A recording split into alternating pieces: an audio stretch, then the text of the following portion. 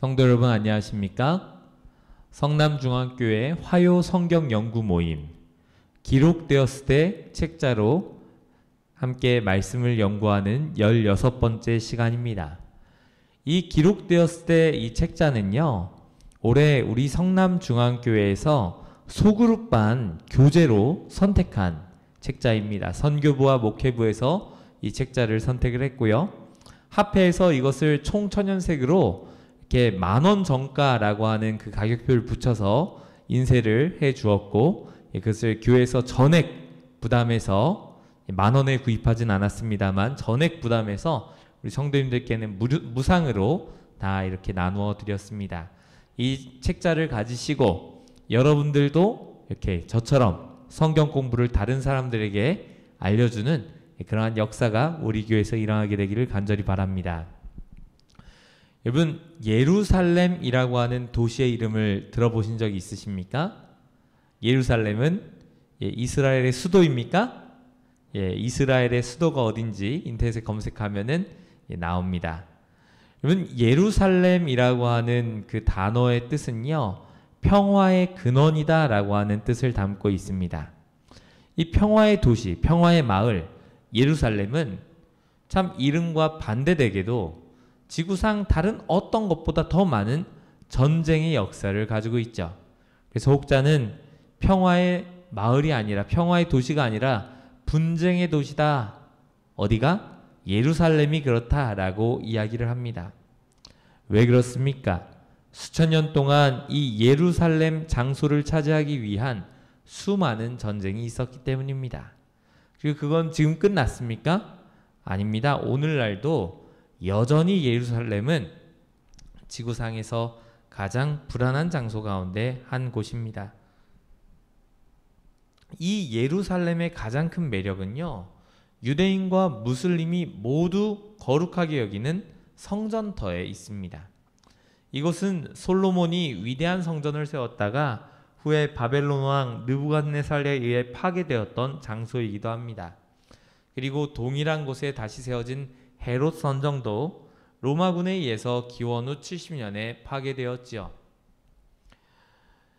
그 후 성전 재건에 대한 많은 이야기가 회자되었지만 성경에 따르면 그곳에 성전이 재건되지는 않을 것입니다.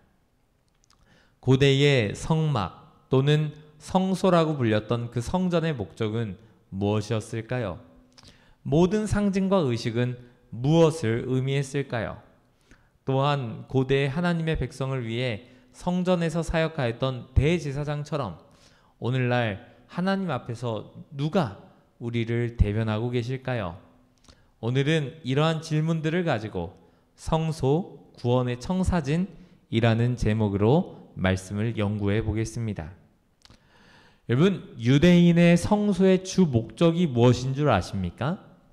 출애굽기 25장은 성소를 건축하는 목적을, 성소를 그들을 시켜서 나를 위하여 지으라 라고 이야기를 합니다. 하나님은 사랑의 교제를 위해 사람을 창조하셨습니다. 심지어 하나님은 우리가 그분을 더 잘 이해하고 더 많이 사랑하는 법을 배울 수 있도록 우리를 그분의 형상대로 만드셨죠.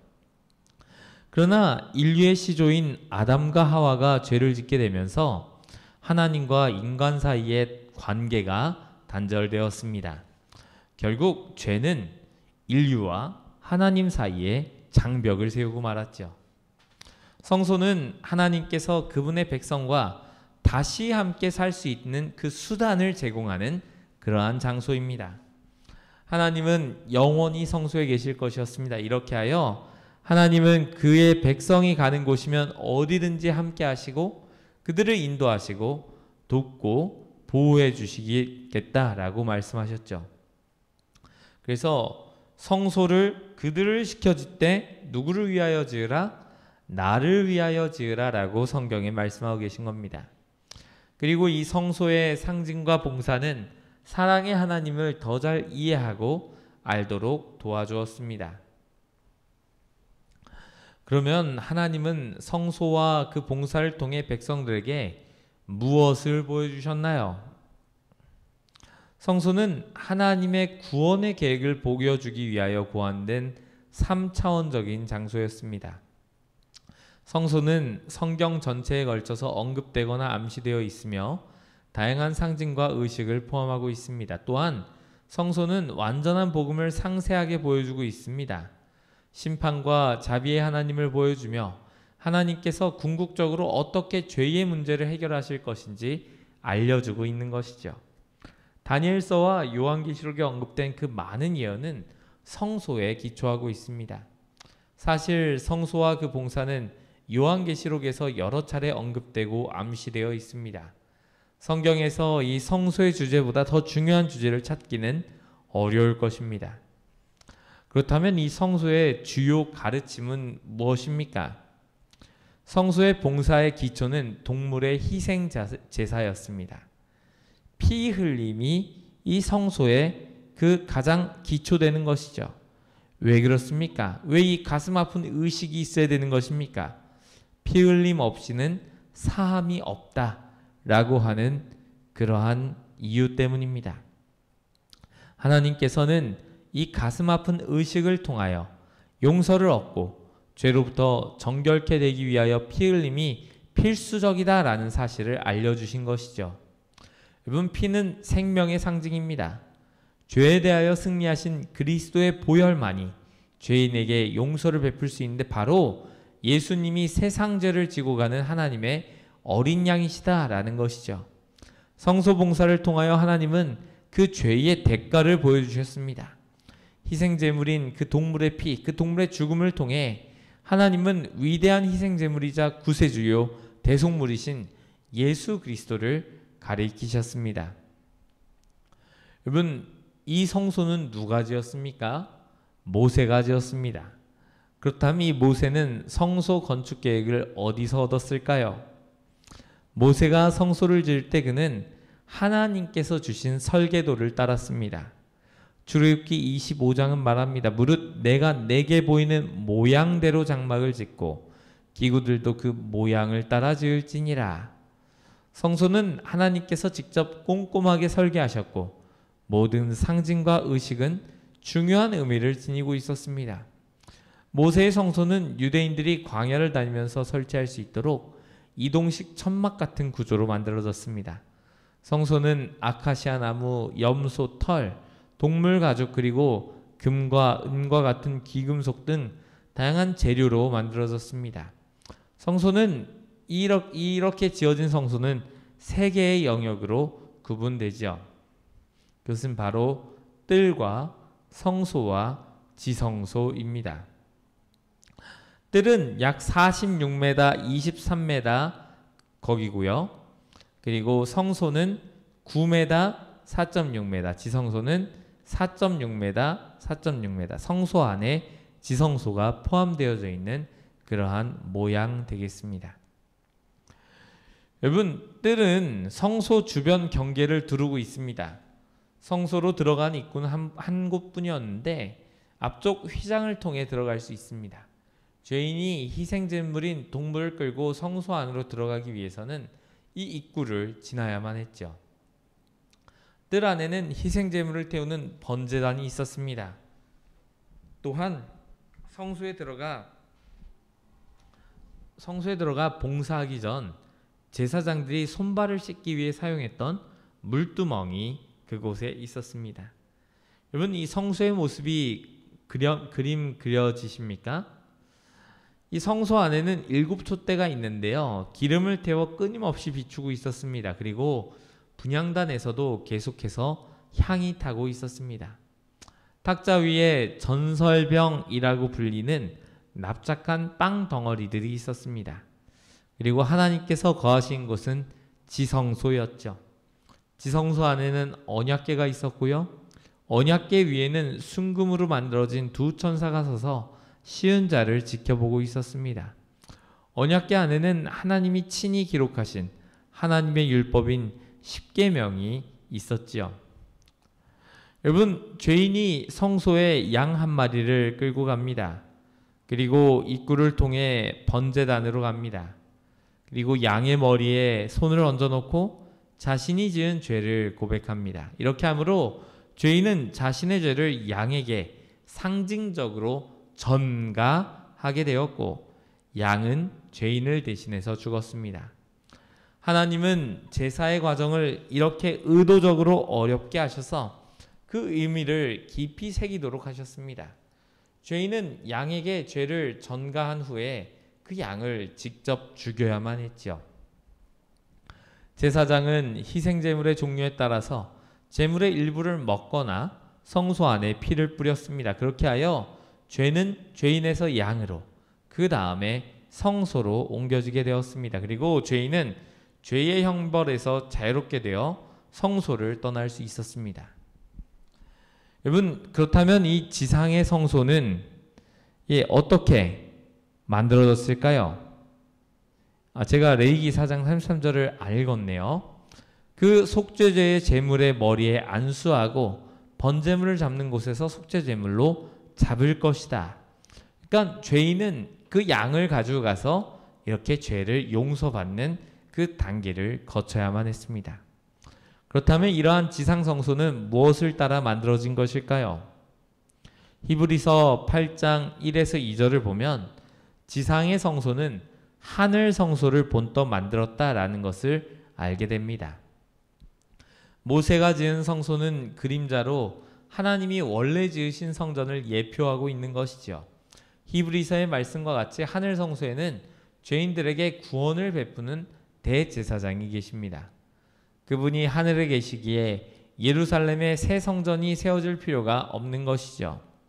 우리가 초점을 맞춰야 할 참 장막은 바로 하늘에 있는 것입니다.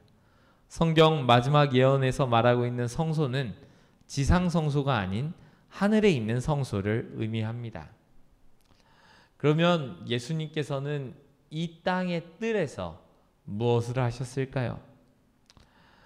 요한복음 1장 29절은 말합니다. 보라, 세상 죄를 지고 가는 하나님의 어린 양이로다. 하나님은 죄 많은 인류를 용서하기 위해 큰 희생을 치르셨습니다. 지상성소의 뜰에서 제사가 드려지듯이 하나님의 아들 예수께서 십자가에서 죽으신 곳은 바로 이 지구였습니다. 예수님께서 운명하실 때 지상성소의 휘장이 위로부터 아래로 찢겼는데 이는 그 순간부터 지상성소에서 제사가 더 이상 필요하지 않다라는 것을 의미하는 것입니다. 예수님의 죽으심으로 제사와 예물이 금지된 것이죠. 다니엘 29장 27절에 나타난 표현입니다. 하나님의 참 성소는 지상 성소가 아닌 하늘 성소입니다. 예수님의 삶, 죽음, 그리고 하늘 사역은 더 이상 지상의 성전이 필요하지 않다는 것을 보여주고 있습니다. 우리의 대제사장 되신 예수님께서 하늘 성소에 계십니다. 지상 성소는 이제 쓸데없어졌고 새 지상 성전을 세워야 한다는 성경적 증거는 없는 것이죠. 동물 희생 제사를 위하여 세워지는 그 어떤 지상 성전도 하나님의 성전이 될 수 없는데 그 이유는 인류를 대신하여 죽으신 예수님의 희생을 부정하는 것이 될 것이기 때문입니다. 그렇다면 이 성전에 있는 그 기물들은 어떻게 예수님을 나타내고 있을까요?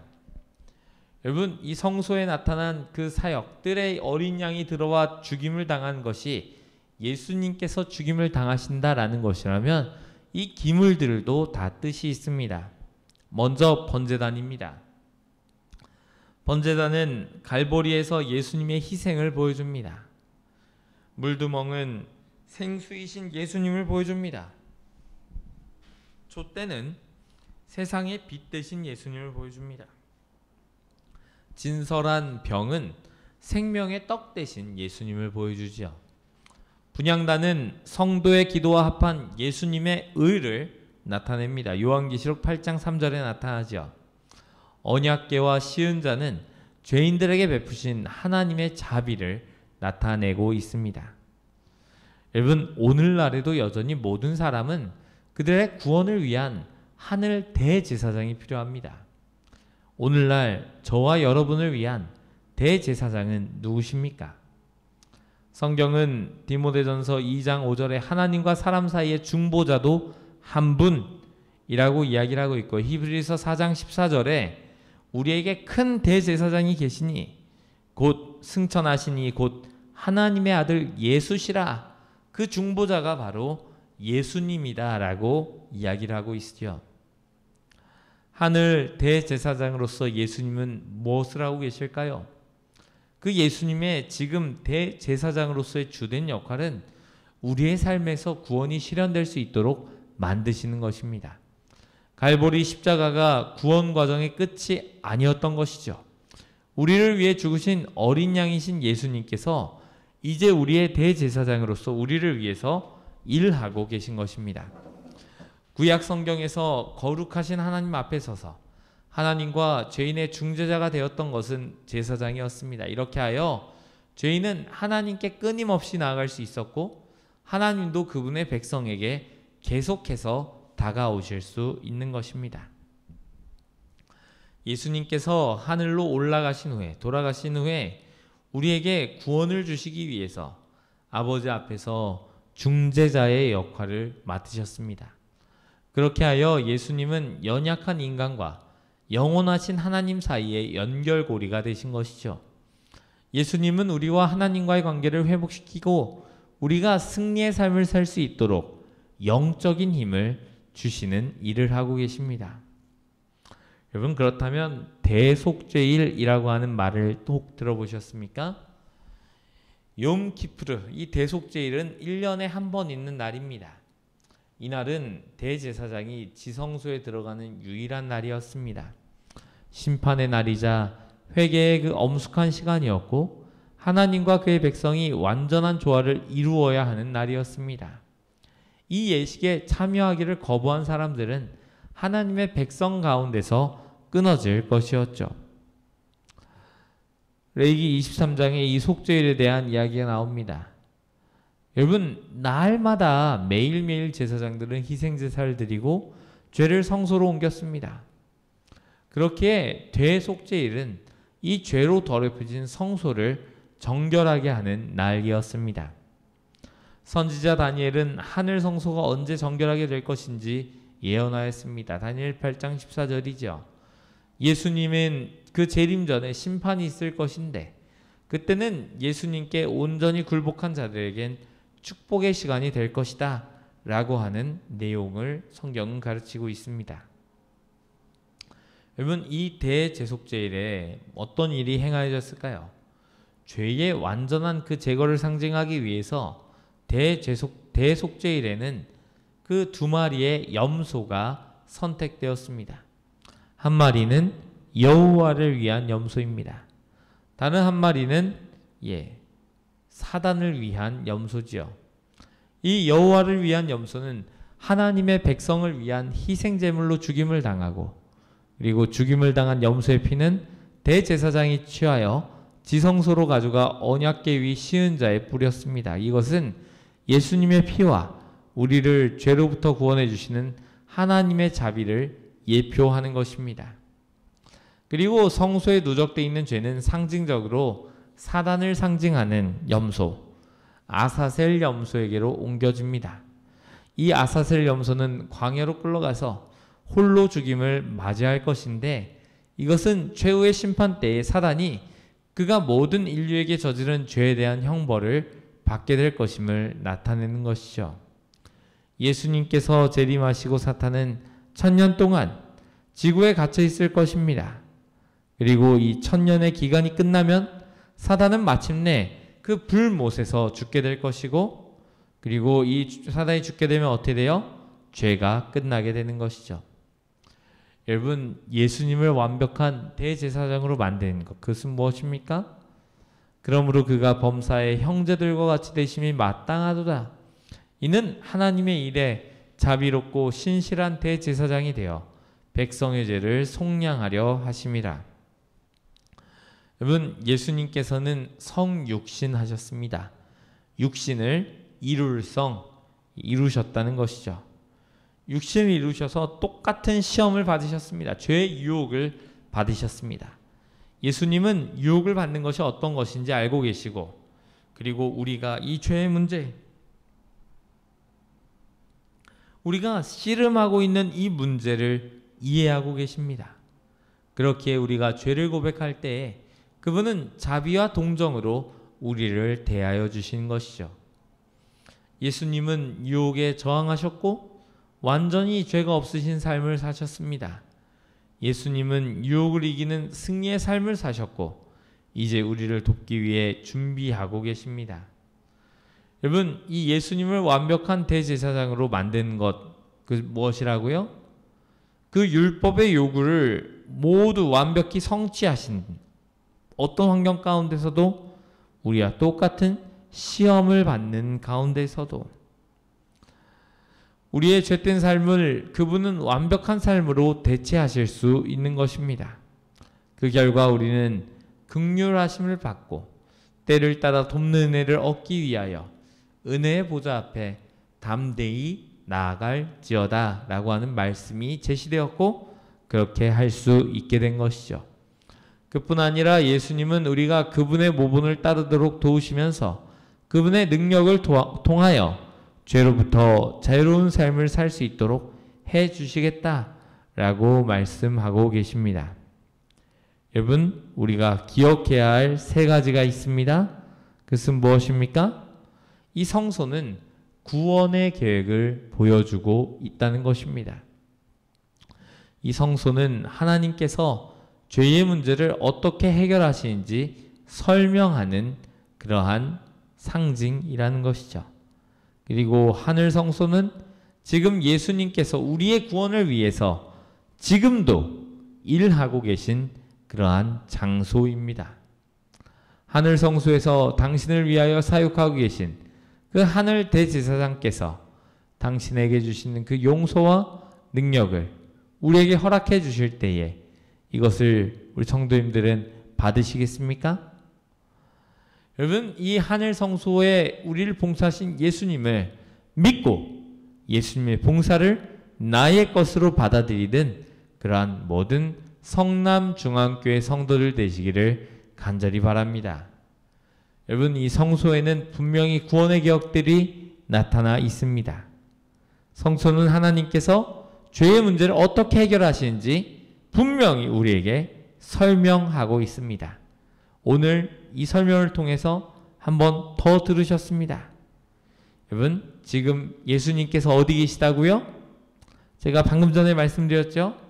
하늘 성소는 지금 예수님께서 우리의 구원을 위하여 일하고 계신 곳이다. 사랑하는 성남중앙교회 성도 여러분, 이 세 가지, 제가 기억해야 할 세 가지 이렇게 해서 2번씩 말씀드렸습니다.